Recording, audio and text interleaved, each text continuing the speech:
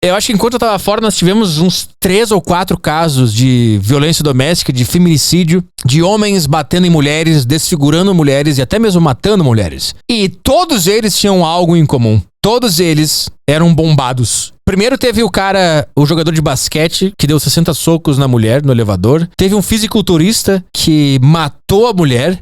E teve um outro que desfigurou o rosto da mulher, aqui em São Paulo, em Moema. Só que o que me impressionou e o denominador comum em todas essas notícias é que todos eles eram bombados e todos eles tinham peito murcho. Eu quero dar um alerta pra todas as mulheres que estão acompanhando esse programa, se é que existe alguma. Se um dia você sair com um cara e ele tiver o trapézio na orelha, o braço gigante, o abdômen trincado, mas o peito dele parece um travesseiro de hotel barato, sai que esse cara vai te matar. Porque, em primeiro lugar, eu acho que a gente tem que admitir aqui que nós estamos vivendo uma epidemia de uso de hormônios e não é coincidência que esses bombados, eles estão surgindo na mídia, batendo em pessoas, principalmente em mulheres, e depois se descobre que esses caras são gays. Pelo menos o basqueteiro se descobriu que ele era gay. Nada contra os gays, mas quando você não aproveita a sua gaysice, coisas erradas acontecem. Essa máxima de que todo homem que quer pagar de machão é gay, ela está se confirmando cada vez mais. Quem é Igor Cabral, ex-jogador de basquete que espancou namorada com mais de 60 socos no rosto?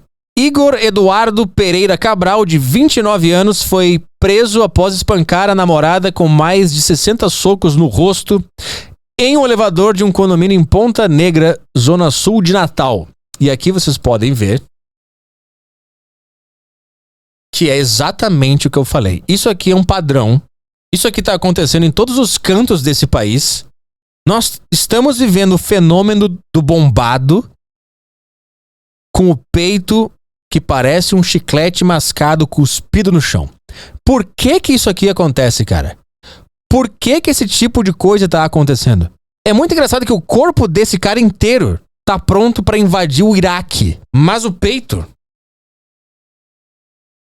parece um contador fazendo cálculos do IPCA e da inflação somada do último trimestre. O bíceps tá pronto pra derrubar o Saddam Hussein, o peito pra te dar o melhor investimento no semestre.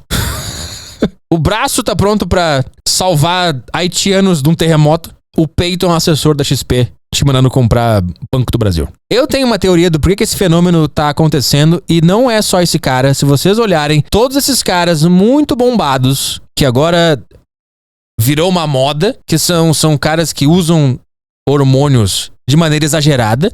Eles ficam grandes, mas o peito é sempre essa vergonha. Eu tenho uma teoria do porquê que isso tá acontecendo. E tem a ver com homofobia, com inveja de mulheres e com ser gay. Lembra nos anos 2000 que treinar perna era uma vergonha? Ter coxa grande e bunda grande era coisa de mulher nos anos 2000. Então, existia todo um sistema que oprimia o cara que chegasse perto do agachamento. Então, se você estivesse na academia agachando e o seu brother chegasse na academia, ele ia virar pra você e ia falar: você tá agachando pra quê, cara? Você vai dar a bunda? Coisa de homem nos anos 2000 era bíceps, tríceps, peito, costas. Não existia um homem fazer adutor, abdutor, agachamento. Treinar perna nos anos 2000 era sair do armário. Eu não sei qual foi o fenômeno que aconteceu nessa época e começou a surgir as piadinhas com quem não treinava perna.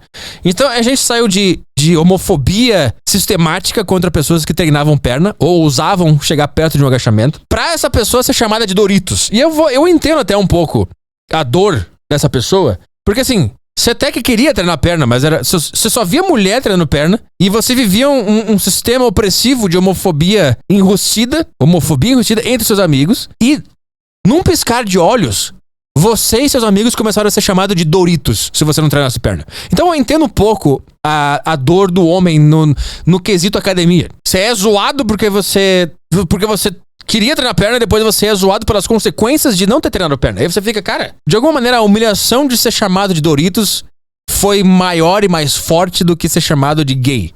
E aí, todos os homens começaram a treinar perna.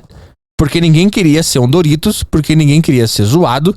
Então os homens passaram a fazer exercícios que até ontem era coisa de viado. E eu acho que O músculo-alvo disso, hoje em dia, é peito. Porque peito é coisa de mulher. E é por isso que esses caras todos têm esses peitos assim. Porque ele não quer ter nada parecido com uma mulher. É uma teoria, cara. E também eu acho que é por isso que esses caras, eles batem tanto em mulheres. Inveja dos peitos. Você tá vendo como as coisas estão começando a se amarrar aqui? Como que a mulher ousa ter algo que ele lutou por 8 anos, 12 ciclos de hormônio e uma ginecomastia pra não conseguir ter? E é por isso também que eu tava vendo uma matéria, acho que foi na Record, que eles estavam falando sobre por que esses caras, eles têm a tendência sempre de desfigurar o rosto da mulher. Tem algum tipo de ressentimento pelas mulheres serem bonitas naturalmente e desejadas naturalmente. Então na cabeça dele tem alguma coisa assim, por que essa puta, ela é desejada por todo mundo? Como é que ela conseguiu isso, sendo que eu tive que virar uma aberração metabólica pra ser desejado pelas mulheres? A única maneira desses perdedores de se sentirem homens e se sentirem desejados por mulheres é se ele virar uma aberração metabólica. É se ele entrar na Umbrella Corporations e virar um monstro. É a única coisa que faz esse cara se sentir um pouco bem. E todos vocês que tomam bomba, vocês são assim. Eu sei que você acha que você tá parecendo um atleta que você gosta do Instagram, que tem o peito no lugar, o ombro no lugar e tudo mais. Mas não, cara, todos vocês que usam bomba e não são atletas, vocês ficam assim, cara. Todos vocês têm esses peitos mascados que parecem um chiclete. Todos vocês. E aí o cara vira esse negócio, essa aberração, e aí ele consegue atrair algumas mulheres porque, sei lá, ele tem um trapézio e um ombro. Só que eu acho que ele nunca vai se sentir satisfeito, porque o que ele estava em busca, na verdade, era de uma aceitação natural e não hormonizada. Eu acho que todos esses caras bombados, eles são muito carentes. Eles sofrem demais. Eles nunca foram desejados por quem eles são, porque eles são pessoas horríveis, pra mim. Se você usa bomba e você fica com o peito assim, você é uma pessoa horrível. E eu acho que também existe algum tipo de ressentimento nesses caras, porque ele sabe que no fundo ele não tá sendo desejado pelaquela mulher que ele tá se relacionando ou transando casualmente. Ele sabe que no fundo ela só tá ficando com ele porque ele usou um monte de coisa e ele virou essa coisa que ele não é de verdade, com a qual ele nem se identifica, porque não é dele. Ele injetou umas coisas no cu, fez bíceps e ficou com um bíceps grande, e agora essa mulher teve tesão por ele, eles estão transando. No fundo, ele sabe que ele não teve nada a ver com isso. Quem teve foi o laboratório, ele é uma coisa à parte. Você tá entendendo a beleza dessa análise que eu tô fazendo, cara? Se esse não é o melhor programa do Brasil, eu não sei o que é. Então, de alguma maneira, ele se vê fora da equação, mas dentro ao mesmo tempo. E essa é a grande tortura. E o dia que alguém dá uma ideia na mulher dele, ou alguém olha na balada, ou alguém manda uma mensagem, o mundo inteiro desse cara colapsa, porque ele sabe que ele, de fato, não fez nada pra conquistar aquela mulher. Ele comprou coisas na farmácia, ele injetou. Se você parar pra pensar, cara, nada foi feito por ele. O hormônio foi feito por um laboratório, que foi vendido por um traficante do Paraguai. A agulha não foi ele que fez. A seringa não foi ele que fez. A aplicação pode ser. A única coisa. O corpo não é dele. A academia não é dele. Ele não teve participação nenhuma. Eu entendo a mulher olhar um cara bombado e pensar, gostoso, vou dar pra esse cara. Eu entendo. Mas depois ela começa a entrar em contato com os colapsos de raiva, com a insegurança. E aí que você tem que fazer os cálculos. Se esse cara tomou essa quantidade exorbitante de hormônios, seguro ele não tava. Se a única coisa que poderia fazer esse cara se sentir um pouco mais másculo, seguro e confortável dentro dele mesmo é ter se tornado isso aqui, eu posso concluir com essas informações que o cérebro dele não tava num lugar bom. E aí o que acontece? Quando alguém olha pra mulher dele, manda uma mensagem, ou um cara puxa um papo com a mulher dele, que ele não teve nenhuma participação em conquistá-la. Porque ele não conquistou porque ele é legal, porque ele é maneiro, porque ele é sexy, porque ele é carismático, porque ele é engraçado. Ele conquistou uma mulher porque ele virou o Nêmesis do Resident Evil. Quando essa realidade é confrontada, ele precisa sair na porrada pra controlar a realidade. E cada soco que esse cara dava no rosto dessa mulher, pra ele não era uma violência doméstica. Pra ele era uma espécie de drop set emocional. Cada soco que ele dava era uma tentativa de controlar a realidade para ele não admitir que ele é uma fraude, que nada é dele, que ele nunca trabalhou nele mesmo e que no off ele dava o cu, e ele sabe disso. E por isso que todos esses caras bombados que pagam de machão, Todos eles têm história de ter dado cu ou de ter comido cu de homem. E esse é o grande assombro dessas pessoas. E é por isso que elas destroem tudo ao redor. E é por isso que eles odeiam mulheres. E é por isso que eles são todos gays enrustidos. E é por isso que eles causam confusão e problema em todos os ambientes que eles pisam. Porque eles têm que conviver diariamente com o fato de ele não poder ser quem ele é. Que é só um cara com as suas fragilidades, com as suas inseguranças, e com as suas características únicas que o fariam belo. Mas essas características únicas que o fariam belo são consideradas ser gay no nosso mundo. E por ele mesmo. Ele precisa se tornar um experimento metabólico. E quanto mais músculo, quanto maior ele fica, mais ele oprime quem ele era. E no momento que a mulher dele o desafia de alguma maneira, não aceita alguma coisa, ele pensa: como assim? Tudo isso aqui que eu fiz não foi o suficiente para controlar a realidade e a realidade ser do jeito que eu queria que ela fosse? 60 socos é o que eu preciso para não ter que lidar com a realidade. E quem paga o pato? As mulheres. Que sempre são o grande objeto de ódio desses caras. Por quê?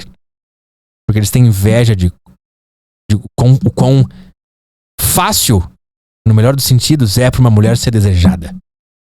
Tudo que ele queria ser. Ele queria nascer e ser desejado só porque ele nasceu assim como uma mulher.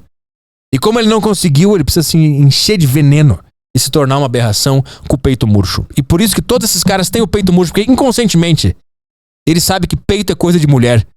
E ele odeia mulher, ele tem ressentimento de mulher. E é por isso que todo bombado tem esse peito horrível, murcho, patético. E é a mesma coisa que fazia homens não treinarem perna nos anos 2000, porque isso é coisa de mulher e ele odeia mulher.